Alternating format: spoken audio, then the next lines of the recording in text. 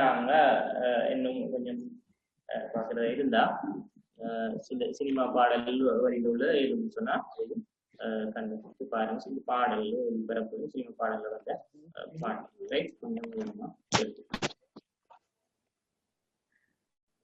என்ன அணி என்பதை நீங்க கண்டுபிடிக்க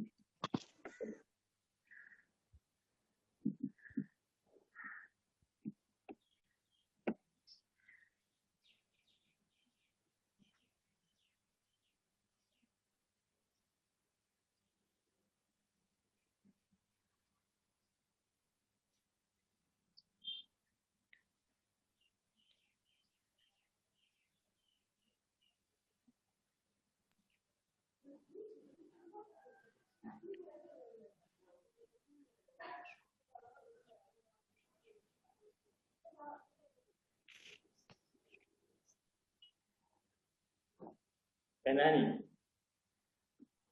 உருவகணி ஏற்கனவே அந்த உதாரணத்தையும் சொல்லிடுறேன். ஏன்னா நீங்க வீடியோல நீங்க படம் பார்க்கணும்னு நினைச்சிட்டு போறாங்க படிப்போட சம்பந்தம் சொல்லி கொஞ்சம் தெளிவுபடுத்தீங்க. ஒரு அடிவாக நான் அடுத்து போவோம். என்னொரு பாடல்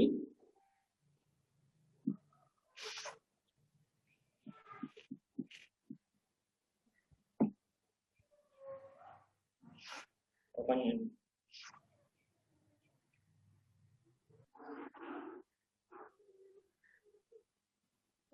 साउंड वाला सर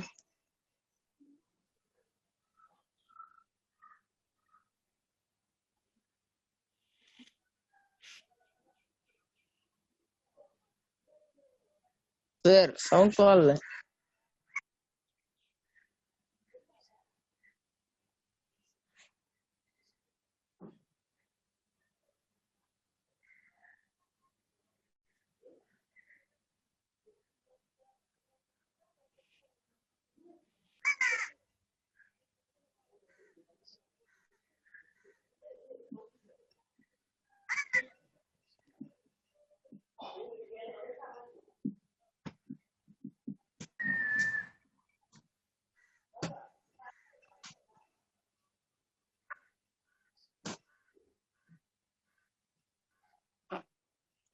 सर साउंड वाला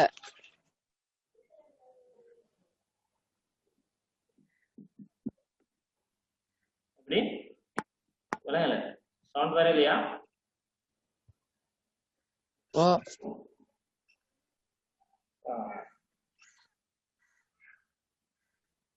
சரி அடுத்த சவுண்ட் வருது ஒரு சவுண்ட் வரையில அப்படியா? ओ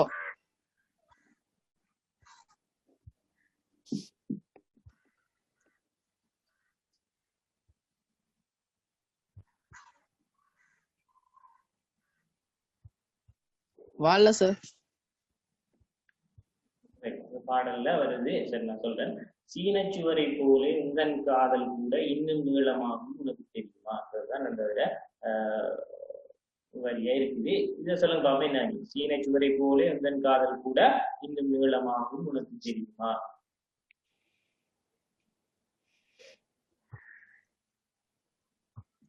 என்னி உவமையம் உவமையின் உவமானம்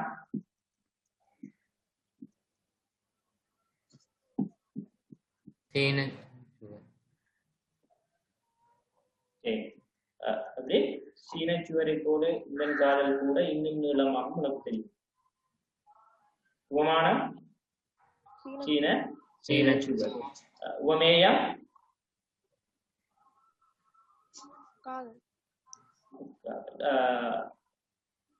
பொதுத்தன்மை காதல் ஆழம். ஏன்னா காதல் ஆழம் அங்க வெளிப்படுத்தப்படுது. உவமை உருவு வந்து போல.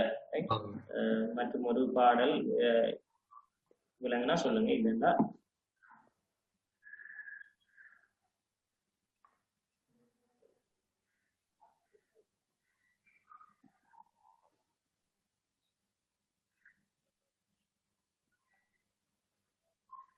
விளங்குதா? இல்ல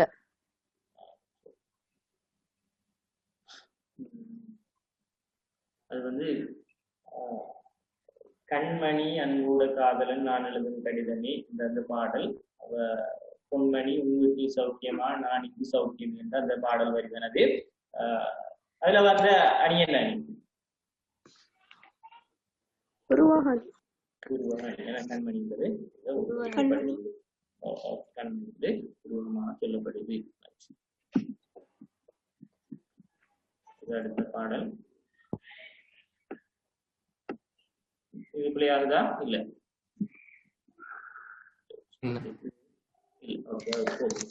எனவே உவமை அணி உருவக அணி சம்பந்தமாக நாங்க பார்த்தோம். அடுத்தது உயர்வு நவீழ்ச்சி அணி. உயர்வு நவீழ்ச்சி அணி சம்பந்தமா நாங்க படித்தோம். முதல்ல நாங்க உவமை அணி பார்த்தோம், உருவக அணி பார்த்தோம். இப்போ உயர்வு நவீழ்ச்சி அணியை பற்றி.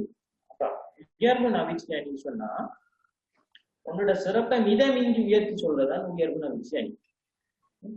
உயர்ந்த உச்சகட்ட கற்பனையோட கவிஞர் சொல்வாரு, மிதமின்றி உயர்த்தி சொல்வார். உதாரணம்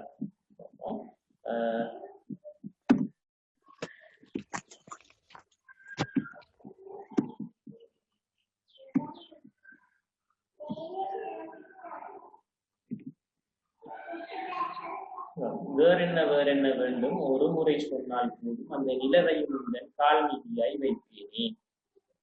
இது ஒரு தலைவன் ஒரு தலைவி பற்றி பாடுறார். வேறென்ன வேண்டும் ஒரு முறை சொன்னால் போதும் அந்த நிலவையும் உந்தன் கால் மீதியாய் வைப்பேனே. ஏன்னா அவரு உனக்கு தேவையானது எல்லாத்தையும் நிலவை கூட பிடிச்சு உனக்கு கூட தருவேன் சொல்லி அந்த தலைவி சொல்றார். ரைட்.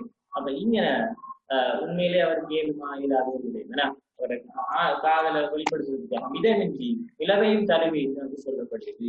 இது உயர்வு நவீழ்ச்சி அணி. மிதமின்றி எடுத்து சொல்றது இயலாத விடயம் இல்ல, மிதமின்றி உயர்த்தி சொல்வதுதான் அளமுறை சொல்வதுதான் உயர்வு நவீழ்ச்சி சொல்லு. ரைட்.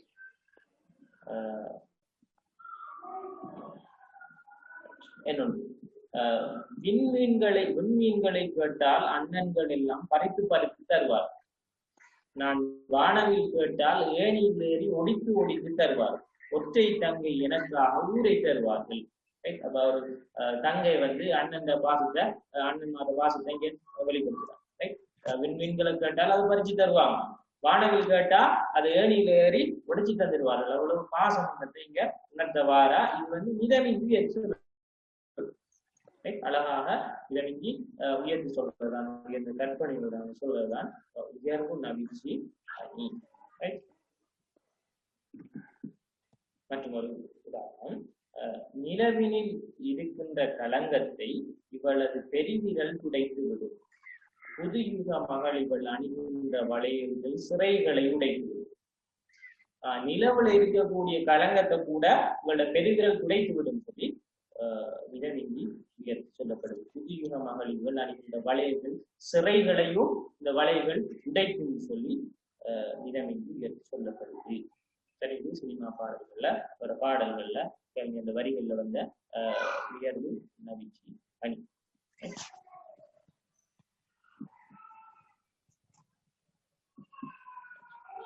இப்ப நாங்க பார்ப்போம்.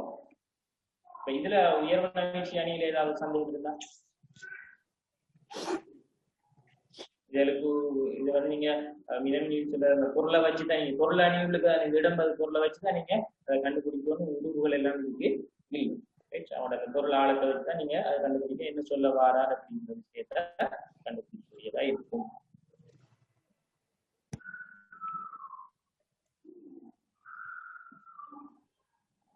இப்ப நான் பார்ப்போம் ஒரு உங்களோட 9ஆம் தர உள்ள ஒரு விஷயம் தான். பூசியின்றி தெளிந்தோடும் துறையிலே என்ன அணின்னு சொல்லிடுவோம். பூசியின்றி தெளிந்தோடும் துறையிலே நான் மூழ்கி தொட்டதேவோ பாசி என்ற நீ கையாலே பறித்தறிய பற்றினேனா பூசியதை துறையில் புரிந்த இளங்குமரி என் கூந்தல் என்றால். இந்த பொருள் உங்களுக்கு சொல்றேன், சில வேலை தெரியாம இருக்கேன்.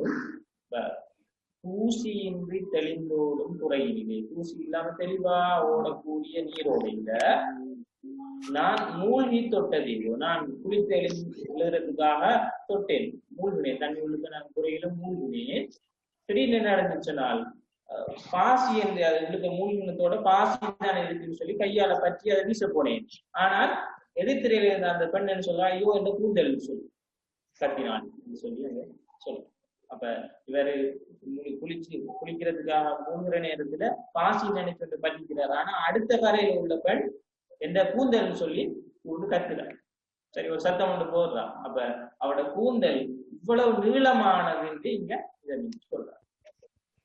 இவ்வளவு நீளமானதுன்னு சொல்லி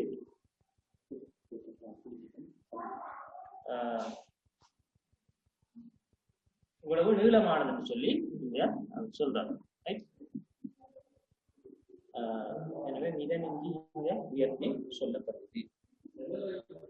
எனவே உங்களோட சொல்ல வருடைய மிதமின்றி உயர்த்தி சொல்றது வந்து உயர்வு மகிழ்ச்சி அணி நாங்க சொல்லி.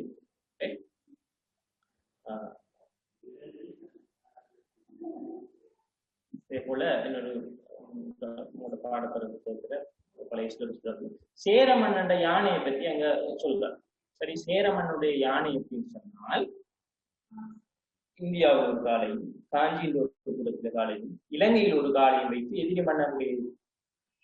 மன்னர்களை தாக்கக்கூடிய யானைப்படை சொல்லி அங்க கவி வரிகளாக சொல்லப்படுது. அப்ப யானையில வீதம் மிதமின்றி உயர்த்தி சொல்லப்படுது. அதே போல இன்னொரு இடத்துல கவிஞர் சொல்றார், சேரமன்னன் யானைப்படை வீதம் இந்த எதிரி மன்னர்களை தாக்கி அந்த பழக்கத்தால இரவு நேரத்துல சந்திரனை பார்த்துட்டு அந்த யானை தும்பிக்கையையும் எதிரிமனுடைய வெண்கொற்ற குடைன்னு நினைச்சு சந்திரனுக்கு கைய நீட்டும். அந்த அளவு பலமிக்க யானைன்னு சொல்லி மிதமின்றி சொல்லப்படுது. இது உயர்வு நவிச்சி அணி. எனவே இது உயர்வு நவிச்சி அணி அவங்களுக்கு விளங்கி இருக்குன்னு நினைக்கிறேன். இதுலேயேதான் சந்தேகம் இருந்தால்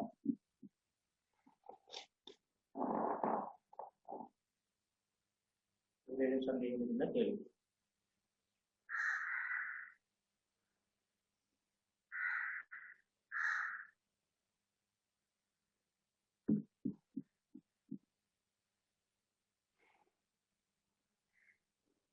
நாம அடுத்தது போவோம்.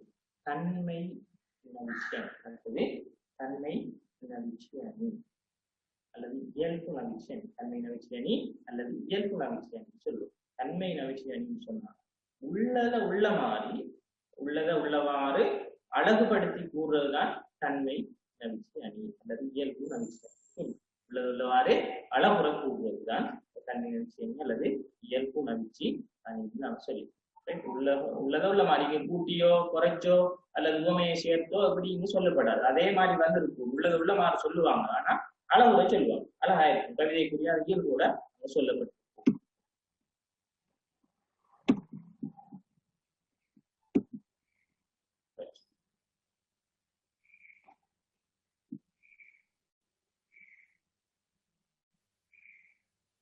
கவிஞரோட தாம் கூற விடைய தன்மைகளை உள்ளவாறு கூறுவாரு. அதுல இயல்பு சொல்ல வந்த விஷயமும் கெட்டு போகாது. அதனால பிழை இல்லாம அளமுறை கூறுவதை நாங்க தன்மை நவிச்சி அப்படின்னு சொல்லுவோம். இதுல இந்த தன்மை நவிச்சி அணியில மிகைப்படுத்தல் இருக்காது. மிகைப்படுத்தி சொல்ல மாட்டாங்க. இந்த கற்பனை உயர்ந்த கற்பனையோட மிகைப்படுத்தி அவங்க செய்ய மாட்டாங்க சொல்ல. அதே போல உவமையோ உருவகமோ இருக்காது. இந்த உவமையோ உருவகமோ கொண்டு வர மாட்டாங்க. சொல்லதுல அணிக்க உரிய அழகு காணப்படும். தனியான ஒரு அழகு இங்க காணப்படும். அதுக்கு உரிய ஒரு அழகு காணப்படும். இப்ப நாம பார்ப்போம் ஒரு உதாரணம் எடுத்துக்காட்டு பார்ப்போம். கண்ணுக்கு மையழகு, கவிதைக்கு பொய்யழகு, கார்கூந்தல் பெண் அழகு, அவளுக்கு நான் அழகு. வைங்கன பாருங்க. வைங்கன இதுல வந்து அவங்க மிதமின்றி சொல்ல இல்லை, கொண்ட ஒப்புட்டு சொல்ல இல்லை. உள்ள கண்ணுக்கு மை அழகுதான். அதாவது அப்படி சொல்ல கண்ணுக்கு மை அழகு, கவிதைன்னு சொன்னா பொய் அழகு செல்ல வேண்டும் சொல்றார். கார்கூந்தல், சரி, கார்கூந்தல் கருமையான கூந்தலுடைய பெண் அழகு சொல்லலாம். கருமையான கூந்தலுடைய பெண் அழகு, அவளுக்கு நான் உள்ளதை உள்ளவாறு என்று சொல்லப்படுது. எனவே உள்ளதை உள்ளவாறு சொல்றதுதான் தன்மை நவிச்சி அணி. இதுவும் தரம் 9ல வந்து ஒரு அடுத்த உதாரணம். நெய்யில் பொடியும் விரித்த கருங்குழலும் கையில் தனிச்சிலம்பும் கண்ணீரும். இப்ப இங்க என்ன சொல்றாங்க அப்படின்னு சொன்னால், கண்ணன் அதாவது கோவலன், இந்த கோவலன் கண்ணகிற வரலாறு சிலப்பதிகாரத்துக்கு வருது. இப்ப அவன் என்ன செய்யறான்னு சொன்னால், கண்ணகி ஒரு சில கோபத்தோட பாண்டிய மன்னனை சந்திக்கிறதுக்காக போற நேரத்துல அவள் விரித்து தலை விரித்த கோலத்தோட உடம்பு முழுக்க பூசியோட சிலம்போட அழுதவளாக தங்கி போறான். சரி, அதை இவர் என்ன செய்யறான்னு சொன்னால், சிலப்பதிகாரத்தை இளங்கோவடிகள் உள்ள மாதிரியே அந்த சொல்ல அழகாக சொல்றார். அழகுரை சொல்ல, நெய்யில் பொடியும் விரித்த கருங்குழலும் கையில் தனிச்சிலம்பும் கண்ணீரும். நெய்யில் பொடியும் உடம்புல தூசியும், விரித்த கருங்குழல் விரித்த கருமையான கூந்தல் குழல், கையில் தனிச்சிலம் கையில தனி ஒற்றை சிலம்பு வச்சிருந்தால், கண்ணீரும் கம்பளி, இப்படி அந்த வரி போகுது. ஆனால் இங்க அவ வாரத அழகா சொல்ற மிதமின்றி சொல்லுது. சரி, எனவே இது நாம் தன்மை நவிச்சி அணிந்து சொல்லுவோம். உள்ளவாறு சொல்லப்படுது. நெய்யில உடம்புல உடம்பு தூசியும் இருந்த கருங்குழலோட கையில் ஒரு ஒற்றை சிலம்பை வைத்துக் கொண்டு கண்ணகி வந்தால் என்று நாங்கள் சொல்லப்படுது.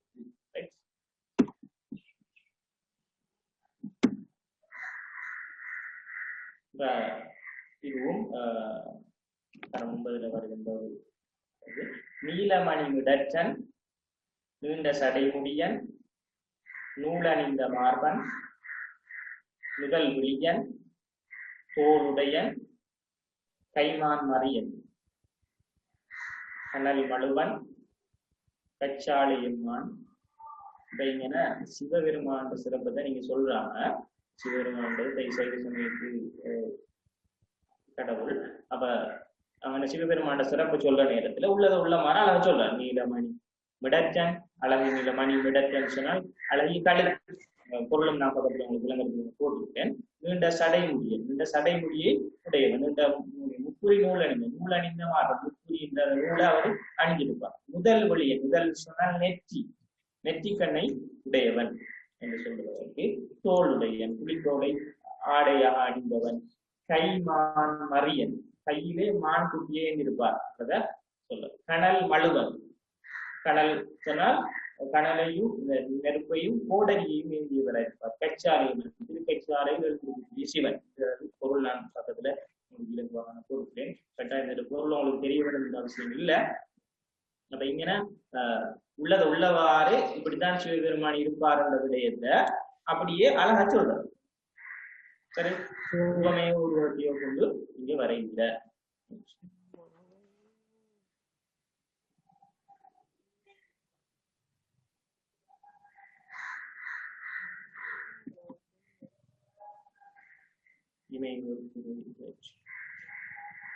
இந்த 3 அணிகளும் நாங்கள் இதுவரைக்கும் பார்த்துட்டோம். உவமை பார்த்தோம், உவமையை பார்த்தோம், அணி பார்த்தோம், வியகுண விஷயம் பார்த்தோம், தன்னால் பார்த்தோம், தன்மை அணி பார்த்தோம். ரைட். அடுத்தது இதுல ஏதாவது சந்தேகம், தன்மை நவிச்சி அணியில ஏதாவது சந்தேகம் இல்லை?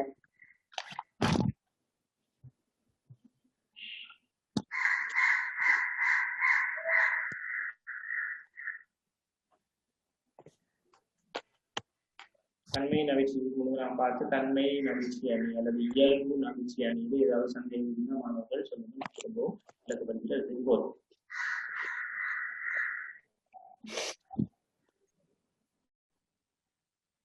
ஓகே, நாங்க பார்த்துருக்கோம். தற்குறிப்பேற்ற அணி, தற்குறிப்பு ஏற்றம், அதாவது தன் குறிப்பு ஏற்றம், தனது குறிப்பை ஏற்றி சொல்வது. தனது அதாவது கவிஞர் தான் கூற வருகின்ற விடயத்துல தனது குறிப்பை என்ன செய்வார், ஏற்றி சொல்லுவார். அதான் தற்குறிப்பேற்ற அணி, தனது குறிப்பை ஏற்றி சொல்லுவார். விடயம்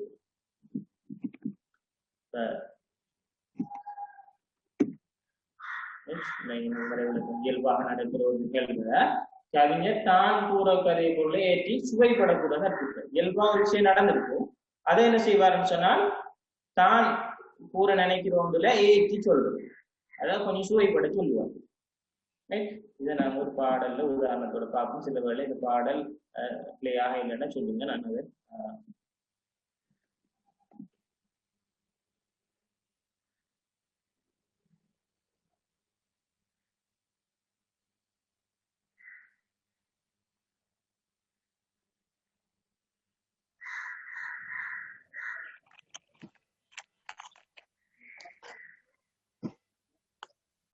விளங்குதா?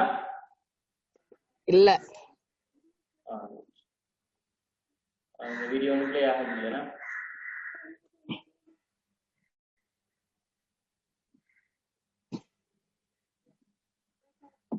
விலங்குல நாங்கள் போவோம்.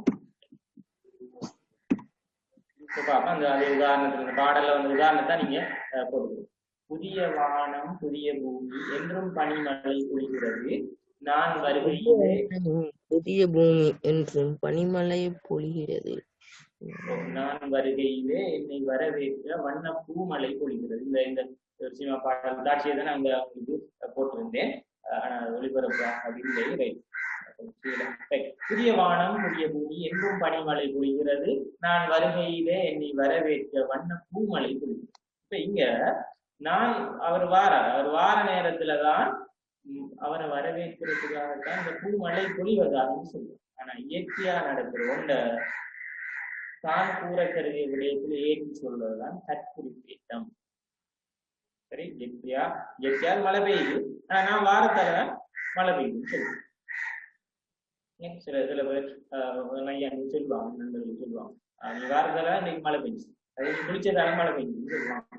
சரி, எனவே அந்த ஒரு இயற்கையா மழை பெய்யுது மேல இயற்கையா தான் கூறவர்களுடைய ஏற்றி சொல்வதுதான் தற்குறிப்பேற்றம். அதை கொஞ்சம் அளவு கொடுத்து சொன்னோம். சரி, புதிய வானம் புதிய பூமி என்றும் பனிமழை பொழிகிறது நான் வருகையில என்ன வரவேற்கத்தான் வண்ண பூமழை பொழிவதாக சொல்லப்படுது. மற்றும் ஒரு உதாரணம், முகிலினங்கள் அலைகிறது முகவரிகள் தொலைந்தது. முகவரிகள் தொலைந்ததனால் அழுதுடுமோ அது மழையும் கருத்த. முகிலினங்கள் அலைஞ்சி திரியுதா, முகிலி கூட்டம் என்ன செய்து மேல வானத்துல அலைஞ்சி திரியுது, தந்த முகவரியை தொலைச்சு தந்த அட்ரஸை தொலைச்சிட்டு முகில் கூட்டம் அங்காலையும் அலைஞ்சி திரியுது. அது தொலைஞ்சி தேடி தேடி அது கிடைக்க இல்லை, அந்த கவலையாலதான் மழை பெய்யுதுன்னு சொல்லுவோம். அப்ப முகில் கூட்டம் தன்னை முகவரியை தொலைத்து விட்டு அங்கும் தேடி தொலைந்து அலைஞ்சி திரிஞ்ச பிறகு அது கிடைக்காதனால அழுதுறதாலதான், அது கவலையோட அழுததாலதான் மழை கிடைக்குது. ஆனா இயற்கையா மழை கிடைக்குது. கவி என்ன செய்யறார், முகில் கூட்டங்கள் தன்னை முகவரியை தொலைச்சிட்டு தேடி அலைவதால் தான் இந்த மழை கிடைத்ததாக சொல்றார். எனவே இது தன் குறிப்பேற்ற தனது குறிப்பை ஏற்றி சொல்கிறார். உதாரணங்கள் எதுவும் தேவைப்பட்டா எழுதி வைங்க. இல்லை இந்த ஷோர்ட் ஃபார்ம்ல நீங்க எழுதி.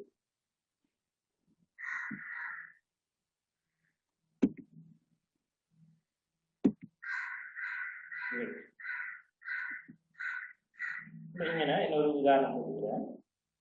போர்ளம் தெடுத்த ஆரையில் நெடுங்கொடி வாரல் என்பன போல் மறைத்து கை காட்ட.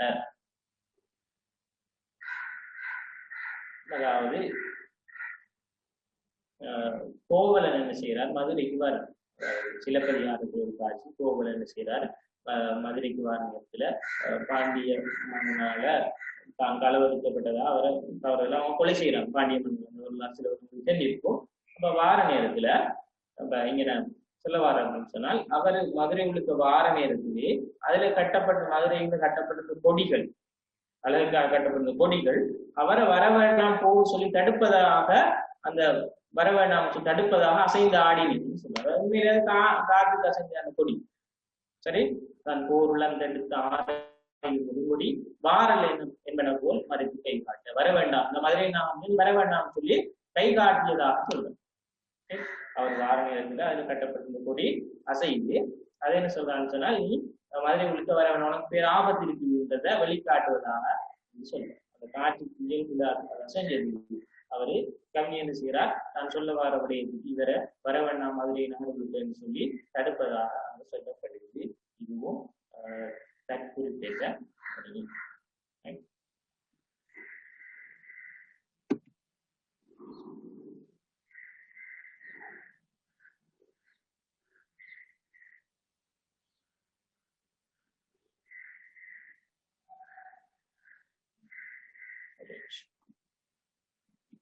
இதெல்லாம் நாங்க இன்னைக்கு பார்த்தது பொருள் அணிகள்ல உள்ள விடயங்களை பார்த்தோம். ஏதாவது சந்தேகம்? தற்குறிப்பேற்ற அணியில ஏதாவது சந்தேகம் சொல்லுங்க.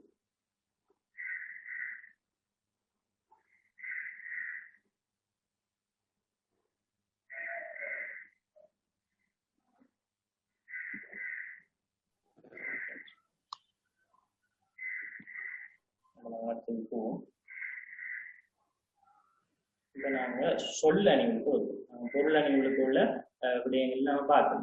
பார்த்தோம் பொருள் அணி கட்டாய நீங்க ஒரு எக்ஸாம்பிள் தெரிஞ்சிருக்க வேண்டிய விட என்னன்னு இந்த 5 பொருள் அணியும் உவமை அணி, உருவக அணி, தற்குறிப்பேற்ற அணி, இயல்பு நவிச்சி அணி, இயல்பு நவிச்சி அணி. சரி, இந்த 5 விடையும் பொருள் அணிகளுக்கு உள்ள விஷயங்களை நம்ம பார்த்தோம். அதுல வகைகளை பார்த்தோம். இப்ப நாம் பார்ப்போம் சொல் அணி. சொல் அணிகள் ஒன்றுதான் ஸ்லேடை. ஆனா ஸ்லேடைன்னா உங்களுக்கு தெரியும். ஆனா அதாவது எங்களோட பாஷையில் சொன்னா டபுள் மீனிங் தான் இருக்குது ஸ்லேடை. சரி, ஒரு சொல் சொன்னா 2 கருத்து வரும் ஸ்லேடை நாங்க சொல்லுவோம். சொல் அல்லது சொற்றொடர் பல பொருள்படி அமைந்ததும் ஸ்லேடை. அது உங்களுக்கு மேற்பட்ட பொருளை கருத்துக்கெல்லாம் 2 கருத்துக்கள் காரணமாக ஸ்லேடை இருக்கும். நீர் உதாரணம் பார்ப்போம். நீரின்றி நான் இல்லை. 2 கருத்து யாருக்கு சொல்லு? நீரின்றி நான் இல்லை. நீரின்றி நான் இல்லை சொல்றது 2 கருத்து இருக்குது. அடுத்தது நீ இல்லாம நான் இல்லை. ஒரு பெரிய நீ இல்லாம நான் இல்லை. அடுத்தது எங்களுக்கு முக்கியமான தண்ணீர் இல்லாம பருவக்கூடிய தண்ணீர் இல்லாம நான் 2 கருத்து அங்க வருது. உங்களுக்கு விளக்க மாற்றால் விளக்க போகிறேன். உங்களுக்கு விளக்கு மாற்றால் விளக்க போகிறேன். இதுல என்ன வருது? யாருக்கு சொல்லி? உங்களுக்கு விளங்குற மாதிரி நான் விளக்க போகிறேன். அடுத்து விளக்கு மாற்றாலும் அடிக்க போறேன். ஒன்று வந்து உங்களுக்கு விளக்கு மாற்றால் விளக்க போகிறேன். ஒன்று வந்து நான் விளக்கு மாற்றால விளக்கு மாற்றால அடிக்க போறேன். விளக்கு மாற்ற. அடுத்தது உங்களுக்கு எனக்கு இந்த விளக்குன்ற ஆற்றலால் உங்களுக்கு நான் விளக்கப்படுத்த போகிறேன் என்பதை அவங்க சொல்லி. இப்ப பார்ப்போம். இது யாருக்கு சொல்லி? பழங்கள் 2 கருத்து.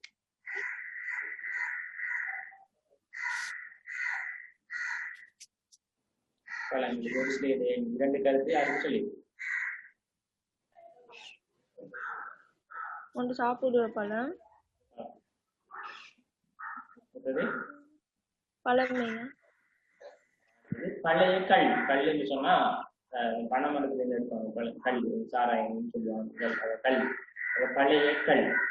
2 கருத்து பழங்கள். அடுத்தது பழைய கல் சாராயமோ அல்லது ஒன்றுதான் கை. உள்ள மிளகாயா? இது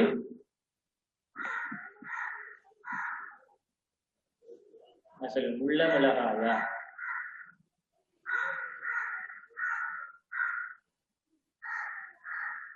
உள்ளம் கொண்டு வந்து யாரு சொல்லு? உள்ளம் வந்து மிளகாயா? அடுத்து உள்ள மிளகாயா? உள்ள இருக்கிறது மிளகாயா? கறி போட்டாக்க மிளகாய் உள்ள இருக்கிறது மிளகாயா? அடுத்தது உன்னோட உள்ளம் வந்து மிளகாயான்னு சொல்லி சொல்லிப்படுது. அங்க 2 கருத்து அங்க வருது. பலகை மரப்பலகை. அடுத்து பலகை. ஒன்று வந்து மரப்பலகை. அடுத்தது பலகைகள் சொல்லப்படுது. 2 கருத்து. முயல் ஆமையால் தோற்றது. முயல் ஆமையால் தோற்றது. முயற்சி இல்லாம தோற்றது. முயற்சி இல்லாம தோற்றது. Very good. செவ்வாய்க்கிழமை. செவ்வாய்க்கிழமை. அடுத்தது நீங்க செவ்வாய்க்கிழமை செவ்வாய்க்கிழமை சொல்லுங்க. அடுத்தது செவ்வாய் சிவந்த வாய். சிவந்த வாய் சொல்லு. அடுத்து செவ்வாய் கிழமைக்கு அல்லது சொல்லலாம்.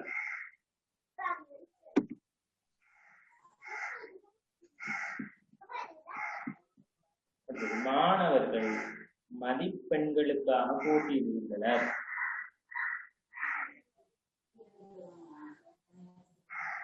எப்படி? ரெண்டு கருத்து யாருக்கு சொல்லல?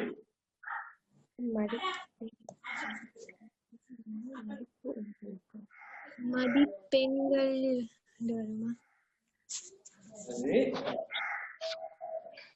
வேற யாராவது? ஒன்று மாணவன் மதிப்பெண் புள்ளிகளுக்காக போட்டிக்கிறார். ஒரு கருத்து மாணவர்கள் புள்ளிகளுக்காக தான் படிக்கிறாங்க. மாணவர் புள்ளிகளுக்காக. அடுத்தது மதின்னு சொன்னா அறிவையுடைய பெண்களுக்காக போட்டிருக்கிறார்கள். ரெண்டு கருத்தாக நாங்கள்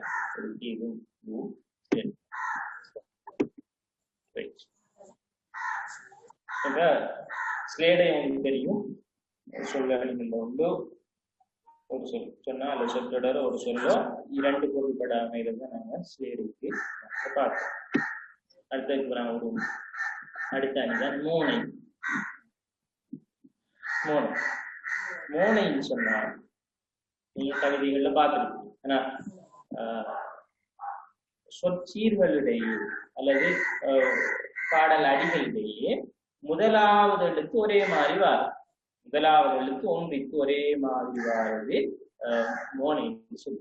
சீர்களிடையும் வரலாம், வரிகளிடையே வரலாம், ஒவ்வொரு அடிகளிடையும் அது வரலாம். பூங்குயில் ராகமே புதுமலர் வாசம் பார்த்தோம். பூங்குயில் ராகமே புதுமலர் வாசமே நாளை வாங்கி நாளை புது ஊர்வலம். இங்கன நான் நீல கலரால மார்க் பண்ணிக்கிறேன் பாருங்க. எல்லாத்தையும் முதலாவது வரியில ஆரம்பிக்கிற முதலாவது வரியில பூனால ஆரம்பம். ஏன்னா ரெண்டு பூங்குயில் ராகமே புதுமலர் வாசமே அங்க பூவண்ணால ஆரம்பிக்குது, இரண்டாவது பூனால அதாவது ஒரே இனம் அங்க வருது. அடுத்த நாளை நம் வானிலே நாளும் புது ஊர்வலம். நாளை நாவனா கிளையும் நாவனால ஆரம்பிக்கும். நாளும் புது ஊர்வலம் நாவன நாலு ஆரம்பிச்சு நீல மார்க் பண்ணிட்டு நீங்க விளங்க. அப்ப முதலாவது எழுத்து இங்க பாருங்க, அந்த அடிகளுடைய நிலைக்கு முதலாவது எழுத்து ஒரே இனமா வருது. இப்படி வந்தா நான் சொல்லுவோம் மோனை. முதலாவது எழுத்து ஒரே மாதிரி வந்தா மோனை. நீங்க உங்களோட பாடத்துக்கு கவிதை புத்தகங்கள்ல சினிமா பாடல்கள்ல கவிதை எழுதுறதுல இது வரும். முதலாவது எழுத்து ஒரே மாதிரி வருது. நீங்க அடிகளுக்கு இடையும் பார்க்கலாம், சீர்களுக்கு இடையிலும் பார்க்கலாம். இந்த அடிகளுக்கு இடையில வந்துருக்கு பாருங்க. சீர்களிடையே வருது நாளை நம் நானாவே இருக்கு. நாளை நம்மளோட நானாவே இருக்கு. எனவே இப்படி வாரத நாம மோனைன்னு சொல்லுவோம். முதல் எழுத்து ஒரே மாதிரி வருது.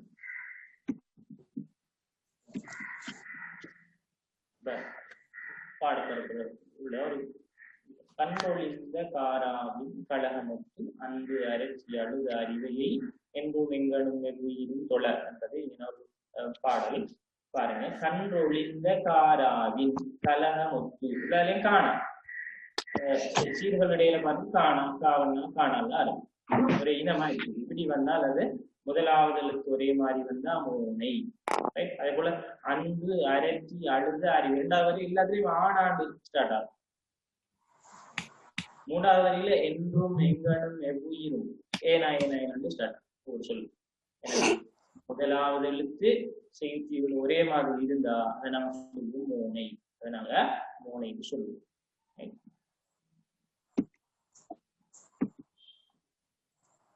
இப்ப நாங்க எது நீங்க மோனை உங்களுக்கு மோனையும் எதையும் குழம்புதா இருந்தா நீங்க அதுக்கு சொல்லித்தாரு. அப்படிதான் ஞாபகம் வச்சுக்கோங்க. மோனை இப்ப நான் இருக்கு எதுக செய்யுச்சீர்களுடையில இரண்டாம் எழுத்து ஒன்றிட்டு வரும். அங்க முதலாவது எழுத்து ஒன்றிட்டு வரும், இங்க இரண்டாவது எழுத்து ஒன்று. சீர்களுடையும் வரும், அடிகளுடையும் வரும். நீங்க சீர்களை மட்டும்தான் பார்க்கணும். அந்த வரியை மட்டும்தான் வரிகள் வார சொற்களை மட்டும்தான் பார்க்கணும். இல்லை சில அடியும் நாங்க பார்த்து அதை விளைவிக்கக்கூடியதா இருக்கு. பாருங்க, பாலும் தெளிதீனும் பாவும் பருப்பு நீர் இதுல எதுகையும் இருக்கும், மோனையும் இருக்கும். ரெண்டு எல்லா பாடங்களும் எதுவும் மட்டும்தான் இருக்கும், இல்ல மோனை மட்டும்தான் இருக்கும். ரெண்டும் ஒரே இதுல வரலாம். பாருங்க, இங்க சிவப்பு மார்க்கால மார்க் பண்ணிக்க லூனா. பாலும் தெளிதீனும் பாவும் பருப்பு நீரை நாளும் கலந்துனக்கு நான் தெரிவியே கோலஞ்செய்துங்க கரிமுகத்து தூமணியே நீ எனக்கு சங்க தமிழ் கொண்டு தா என்பது அந்த பாடல்.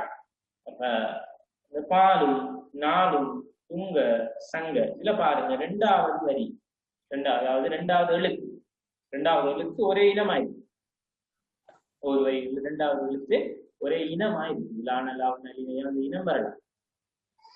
இது ஒரே எழுத்தாக இங்கே தந்துக்கிறாங்க. பாலும் நாளும் துங்க சங்க இதெல்லாம் ஓசை நேயத்துக்கு அந்த எதிரையும் மோனையும் ஓசை நேயத்துக்காக கவிதைகள் புலவர்கள் கையாண்டாங்க. தற்கால கவிதைகள் நாங்க பார்க்கக்கூடியதே. சரி, எனவே இரண்டாவது எழுத்து ஒரே மாதிரி வந்தா இப்ப இங்கே எதுகையும் இருக்கு. எதுகை சொல்ல யாரு இதுல வந்து எதுகை இல்ல மோனை. இதுல வந்து மோனை எதுகை தான் நீங்க நான் மார்க் பண்ணி காட்டுது. மோனை என்ன?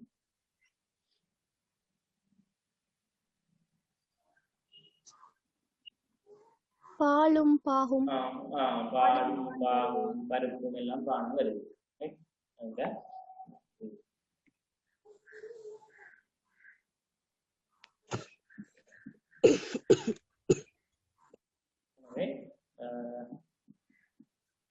எதுகையும் மோனையும் நாங்க பார்ப்போம். சரியா? அணிகள் உள்ள வர விடயங்கள். இதுல உடனே நாங்க படிச்சது ஏதாவது சந்தேகம் இருந்தா மாணவர்கள் தெரிவித்து எழுதும். இவ்வளவுதான் அணிகளை முக்கியமாக உழவுக்கு வரக்கூடிய இவ்வளவு அணிகளை நீங்க தெளிவாக விளங்கி சொன்னால் எப்படி கேள்வி கேட்டாலும் உங்களுக்கு ஆன்சர் பண்ணக்கூடியதா இருக்கும்.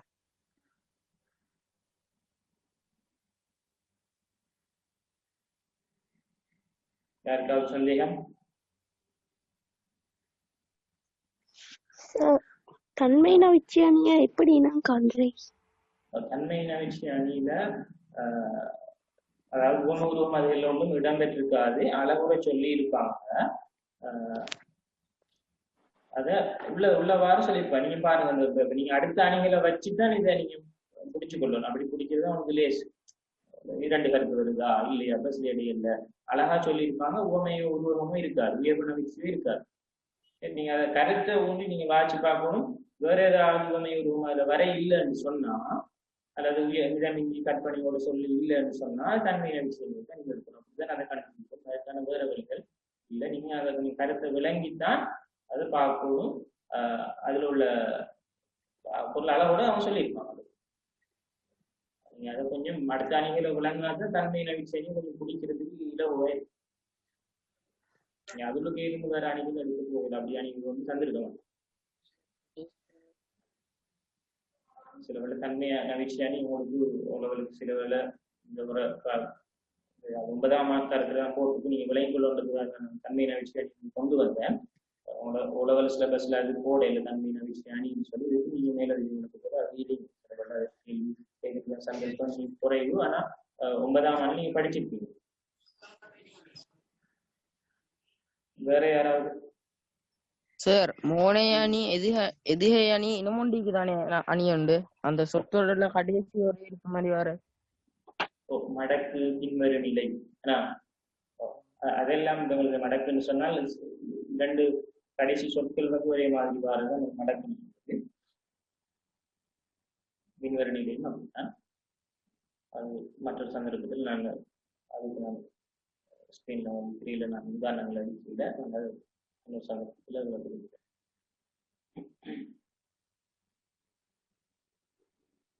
வேற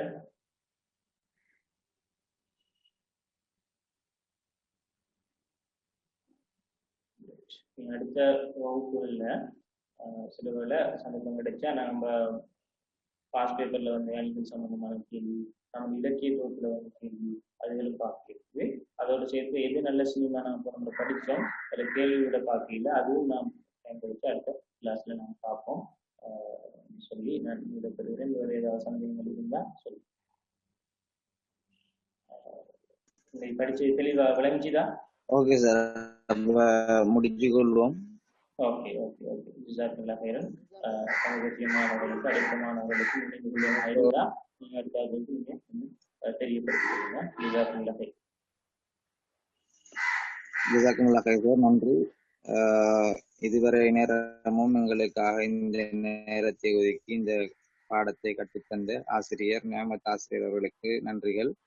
அத்தோடு பிரைட் ஆன்லைன் ஸ்டடி சென்டர் சார்பாக இந்த வகுப்பிலே எங்களுடைய கட்டுப்பாடுகளுக்கும் எங்களுடைய ஒழுங்குகளுக்கும் உட்பட்டு இதுவரை நேரமும் எங்களுக்கு ஒத்துழைத்த அனைத்து சகோதர சகோதரிகளுக்கும் எமது நன்றிகளை தெரிவித்துக் கொள்கிறோம். அடுத்த வகுப்பு எதிர்வரும் வியாழக்கிழமை இரவு 8 மணி முதல் 9:30 தொடக்கம் நடைபெறும் என்பதை அறிய தருகின்றோம். அடுத்த தமிழ் பாடம் உங்களுக்கான அட்டவணை தரப்பட்டிருக்கிறது, உங்களுடைய குழுமத்திலே வழங்கப்பட்டிருக்கின்றது. அதனை பார்த்து நேர காலத்தோடு வந்து சேர்ந்து கொள்ளுங்கள். இடையிலே இடம்பெற்ற இடையூறுகளுக்கு இது குழு சார்பாக மன்னிப்பு கோருகிறோம், தடங்களுக்காக வருந்துகிறோம். இதோடு இந்த வகுப்பு தொடர்பாக உங்களுடைய சந்தேகங்கள் ஏதாவது இருந்தால் குழுவினரோடோ அல்லது ஆசிரியரோடோ தெரியப்படுத்தி நீங்கள் அதனை தீர்த்து கொள்ள முடியும் என்பதையும் அறிய தருகின்றோம். நன்றி.